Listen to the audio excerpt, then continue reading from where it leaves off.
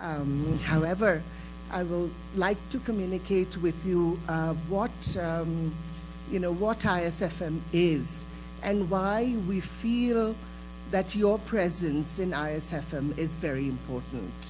I'll say very little as to what we can contribute to you, but I think it's a lot more than it's a lot less than what you can contribute to the whole movement that is ISFM. ISFM started, years back as an initiative taken by the Global North.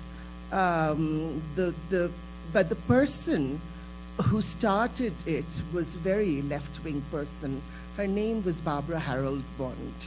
And I always think of Barbara as a person who sees things very differently.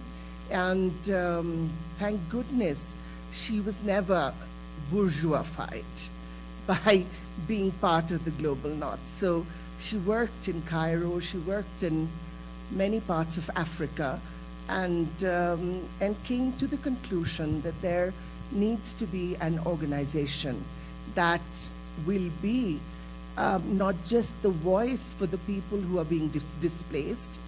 And the good thing about Barbara was she was never judgmental about displacement, because when we first started in our corner of the world to work on displacement, I come from South Asia, I come from India, a region where there's a huge, huge number of displaced population. When we started working on them or researching on them, we were constantly put in the wrong foot by the donor agencies, by UN bodies who kept, the way they talked about it, it was as if the problem was with the displaced population. But that's not where the problem is. The problem is with the institutions that were displacing these people. Who wants to leave their home? Rich people don't leave their home and get displaced. They move. They go to, Marseille for summer or somewhere for winter. It is the people who are poor who are displaced.